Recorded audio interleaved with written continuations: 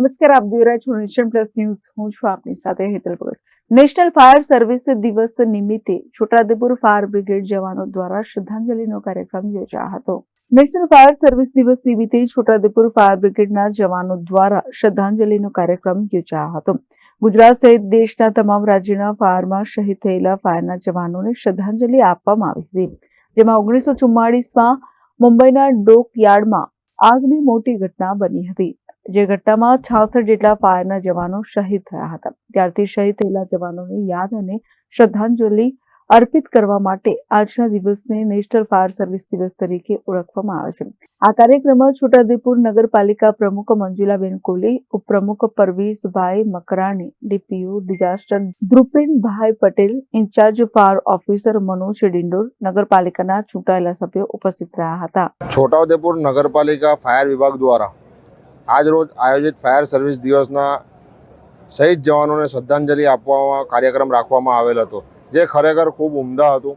આ કાર્યક્રમની અંદર છોટાઉદેપુર નગરપાલિકાના પ્રમુખશ્રી, કારોબારી અધ્યક્ષશ્રી, તેમજ તમામ સભ્યશ્રીઓ અને ફાયર વિભાગની પૂરી ટીમ ઉપસ્થિત રહી હતી. નગરના આગેવાનો હતા, ન્યૂઝ રિપોર્ટરો હતા, બધા હતા. આ પ્રોગ્રામની અંદર આજે ગુજરાત સરકાર દ્વારા અગ્નિશામન વિભાગને 160 કરોડની જાહેરાત કરવામાં આવી હતી. તે આ નવા બજેટની અંદર 200 કરોડની જાહેરાત થઈ ગઈ છે, એમાં વધારો કરવામાં આવ્યો છે. અને એની સાથે સાથે છોટાઉદેપુર નગરપાલિકા ફાયર વિભાગ ગુજરાત સરકારનો સૌ પ્રથમ મોડલ ફાયર સ્ટેશન છોટાઉદેપુર નગરપાલિકાનું બનવા જઈ રહ્યું છે. તે લગભગ 50% કામ તેનું પૂર્ણ થઈ ગયું છે અને આ વર્ષના અંતમાં છોટાઉદેપુર નગરપાલિકાને નવું ફાયર સ્ટેશન બનાવીને ફાયર વિભાગને અમે સોંપી દઈશું.